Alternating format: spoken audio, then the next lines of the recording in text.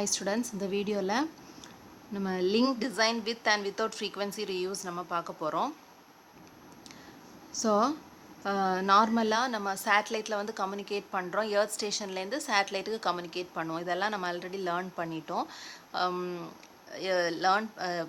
Satellite கம்யூனிகேஷனில் வந்து earth ஸ்டேஷன்லேருந்து சேட்டலைட்டுக்கு communicate பண்ணும்போது எர்த் ஸ்டேஷன் டு சேட்டலைட்டை வந்து நம்ம என்ன சொல்லுவோம், அப்லிங்குன்னு சொல்லுவோம். Communication from satellite to earth ஸ்டேஷனை வந்து டவுன்லிங்க்னு சொல்லுவோம். சரியா?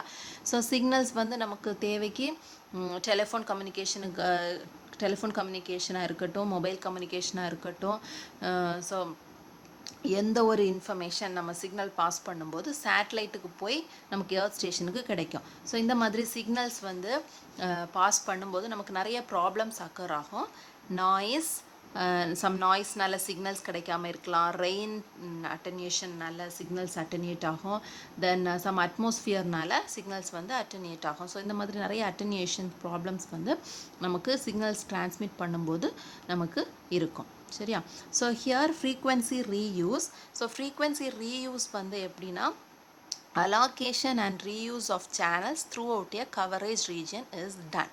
ஓகே, ஸோ ரீயூஸ் நமக்கு வந்து ஒரே டிஃப்ரெண்ட் சேனல்ஸை நிறைய யூசர்ஸ் யூஸ் பண்ணும்போது நமக்கு ஃப்ரீக்வன்சிஸ் வந்து நிறைய சிக்னல் டிரான்ஸ்மிட் பண்ணுறதுக்கு ஃப்ரீக்வன்சிஸ் வந்து அலோகேட் பண்ணுறதுக்கு முடியாத சுச்சுவேஷன்ஸ் வரும்போது ஃப்ரீக்வன்சிஸ் ஆல்ரெடி யூஸ் பண்ண ஃப்ரீக்வன்சிஸை என்ன பண்ணுவோன்னா ரீயூஸ் பண்ணுவான். ஆல்ரெடி அலோகேட் பண்ணியிருக்க ஃப்ரீக்வன்சிஸை வந்து யூஸ் பண்ணுற மாதிரி இருக்கும் ஃபார் பர்டிகுலர் கவரேஜ் ரீஜியன். ஒரே கவரேஜ் ரீஜியனில் வந்து அந்த ஃப்ரீக்வன்சியை நம்ம ரியூஸ் பண்ண முடியாது. ஸோ அப்படி பண்ணும்போது கிராஸ்டாக் ஆர் இன்டர்ஃபரன்ஸ் ஏதாச்சும் அக்கர் ஆகும். ஸோ அதை அவாய்ட் பண்ணுறதுக்காக டிஃப்ரெண்ட் கவரேஜ் ஏரியாவில் வந்து ஃப்ரீக்வன்சியை ரீயூஸ் பண்ணுவோம்.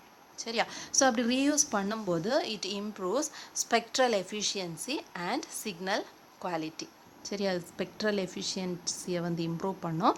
தென் சிக்னலோட குவாலிட்டியும் இம்ப்ரூவ் ஆகும். And also it protect against the protection against interference எல்லாம் ப்ரொடெக்ட் பண்ணும். சரியா?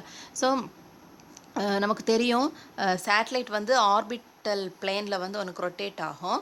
So for example it connects the intra orbit and inter orbit. Intra orbit என்னென்னா, நிறைய சேட்டலைட்ஸ் நமக்கு ஆர்பிட்டல் பிளேனில் ரொட்டேட் ஆகிருக்கும். ஸோ சேம் ஆர்பிட்டில் வந்து கனெக்ட் பண்ணுற சேம் ஆர்பிட்டில் ரொட்டேட் ஆகிற சேட்டலைட்டுக்கு இடையில் நடக்கிற கம்யூனிகேஷனை தான் இன்ட்ரா ஆர்பிட்னு சொல்கிறோம்.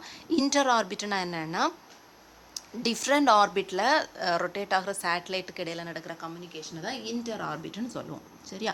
ஸோ இந்த மாதிரி சேட்டலைட்ஸ் வந்து நிறைய ஆர்பிட்ஸில் orbital plane are same orbital பிளேனில் வந்து ரொட்டேட் பண்ணும்போது சிக்னல்ஸ் வந்து எர்த் ஸ்டேஷன்லேருந்து சேட்டலைட்டுக்கு கிராஸ் ஆகும்போது நமக்கு ஃப்ரீக்வன்சி ரீயூஸ் பண்ண வேண்டியது இருக்கும். ஒரே டிஃப்ரெண்ட் யூசர்ஸுக்கு ரீயூஸ் பண்ணும்போது நமக்கு அலோகேஷன் ப்ராப்ளம்ஸ் வரும். ஸோ ஃப்ரீக்வன்சியை வந்து டிஃப்ரெண்ட் யூசர்ஸ் வந்து யூஸ் பண்ணுறா, டிஃப்ரெண்ட் எர்த் ஸ்டேஷன்ஸ் வந்து யூஸ் பண்ணி சேட்டலைட்டுக்கு இடையில் கம்யூனிகேஷன் நடத்துகிற மாதிரி இருக்கும். சரியா?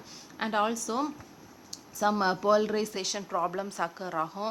அயனோஸ்ஃபியர் எல்லாம் தாண்டி தான் சிக்னல்ஸ் டிரான்ஸ்மிட் பண்ண வேண்டியது இருக்கும். ஸோ அந்த கிராஸ் போலரைசேஷனை வந்து இந்த ஃப்ரீக்வன்சி ரீயூஸ் ரெடியூஸ் பண்ண யூஸ் ஆகும். And also ice crystals in the அப்பர் அட்மாஸ்ஃபியரில் ஏதாவது ப்ராப்ளம்ஸ் அக்கர் ஆகும். ஆல்ரெடி நான் சொன்ன மாதிரி due to rain signal fading occur ஆகும். ஸோ இதெல்லாம் அவாய்ட் பண்ணுறதுக்காக they use frequency reuse. Different யூசர்ஸ்க்கு இடையில் இருக்கிற ஃப்ரீக்வன்சியை வந்து ரீயூஸ் பண்ணிகிட்டே இருப்பாங்க. சரியா? பட் சேம் ரீஜியன் சேம் ரீஜியனில் ரீயூஸ் பண்ண மாட்டாங்க. டிஃப்ரெண்ட் ரீஜியனில் வந்து யூஸ் பண்ணிப்பாங்க. Okay, and also it provides effective bandwidth எஃபெக்டிவாக இருக்கும். ஸோ சேட்டலைட் கம்யூனிகேஷனில் வந்து சி பேண்ட் யூஸ் பண்ணுவாங்க. ஸோ 500 MHz வச்சு யூஸ் பண்ணுவாங்க. அதில் இருக்கிற ஒவ்வொரு டிரான்ஸ்பாண்டரும் 36 MHz வச்சு யூஸ் பண்ணுவாங்க. இதெல்லாம் பேசிக் சேட்டலைட் கம்யூனிகேஷனில் நம்ம பார்த்தோம். அண்ட் 12 டிரான்ஸ்பாண்டர்ஸ் லைக்வைஸ் யூஸ் பண்ணியிருப்பாங்க. சரியா? ஸோ அப்படி யூஸ் பண்ணும்போது ஃப்ரீக்வன்சிஸ் வேறு ரீஜனுக்கு அலோகேட் பண்ணி ரீயூஸ் பண்ணியிருப்பாங்க. Okay, so it doubles the bandwidth. This polarization isolation will doubles the bandwidth. Okay, this is the use of frequency reuse in satellite communication. இந்த video உங்களுக்கு understand ஆயிருக்கும்னு நினைக்கிறேன். Thank you students.